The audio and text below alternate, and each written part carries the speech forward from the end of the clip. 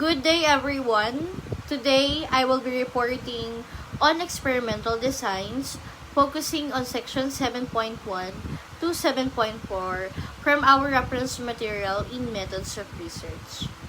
So this part of our lesson is important because research does not just stop at describing relationships.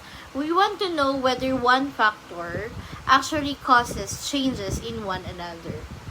That's where experimental designs come in. They provide researchers with structured approaches to test cause and effect. For today, I will discuss 4 key parts. First is the features of experimental design. Second is the classical experimental design. Third is the quasi-experimental designs. And lastly and finally, the parallel group design. These approaches will help us understand how research can be strengthened even when ideal conditions are not always possible. Experimental design begins with the basic idea that an outcome, which we call the dependent variable, is influenced by one or more independent variables. This can be expressed as y equals a function of x1, x2, up to xk.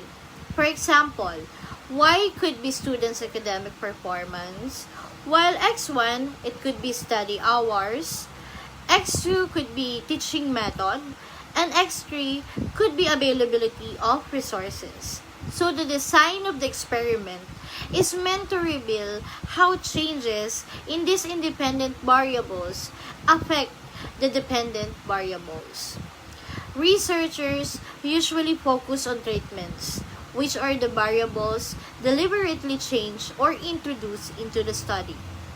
Treatments could be a new fertilizer in agriculture, a new vaccine in medicine, or a new teaching strategy in education.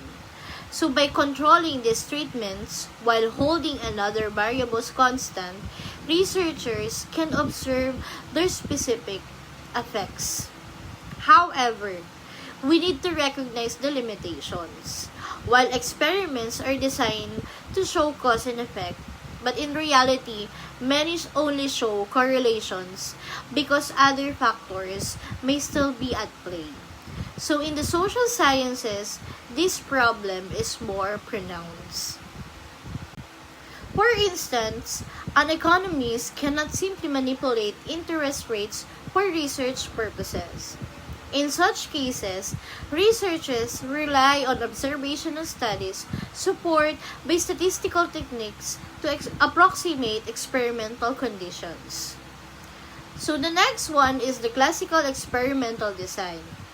It often considered the gold standard of research design. It uses 2 groups. First is the experimental group, and the second is the control group. The experimental group receives the treatment, while the control group does not. So this setup allows the researchers to isolate the effect of the treatment by comparing outcomes between the 2 groups. A pretest may be conducted before the treatment to ensure the groups are comparable. Then after the treatment, both groups are measured again through a post-test. The difference in difference formula is then applied. We calculate the change in the experimental group and subtract the change in the control group. So symbolically, this is written as impact equals or YE minus YE minus YC minus YC. So this formula removes the influence of other external factors and focuses only on the treatment effect. So let me give you a concrete example. Suppose a group of students is taught with a new teaching strategy while another group continues with the traditional method. If the new method group improves by 15 points, while control group improves only by 5 points, the net effect is 10 points. That improvement can then be attributed to the new method. So this design is highly valued because it provides strong and persuasive evidence of causality, making it the gold standard in experimental research.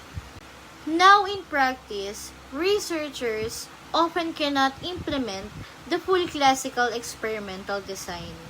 It might not be possible to form a proper control group, or maybe a pretest cannot be conducted. Sometimes, the groups being compared are simply not perfectly comparable. When these adjustments are made, we call the design a quasi-experimental design, or the QED. These are still useful, but their conclusions are considered less persuasive than classical experiments because it is harder to roll out alternative explanations. Take for example, a company that decides to run an advertising campaign for 1 month. After that campaign, the company observed that the sales have increased. At first glance, it might appear that advertising caused the sales increase. However, other influences like economic growth, seasonal trends, or even competitors' actions may have contributed. Without a proper control group, it is very difficult to be certain that the observed change was due to the advertisement alone. This example shows the trade-off, or the quasi-experiments are more practical in real-world situations, but they require researchers to be more cautious in interpreting results. One common type of quasi-experimental design is the parallel group design. In this approach, instead of comparing a treatment group with a control group, two groups are compared, each receiving a different treatment. For example, Group 1 may receive treatment T, while Group 2 receives treatment U. The goal is not to check whether a treatment works in absolute terms, but to determine which of the two treatments is more effective. The key requirement here is that the two groups must be comparable and independent.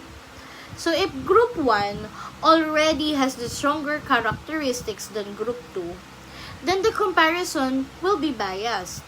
That's why researchers must carefully select or match participants when using this design. This approach is common in fields like medicine, where two different drugs may be tested against each other, or maybe in education, where two teaching methods are compared. While it is still a quasi-experimental design, because there is no control group, it is practical when the purpose is to find the better of two options.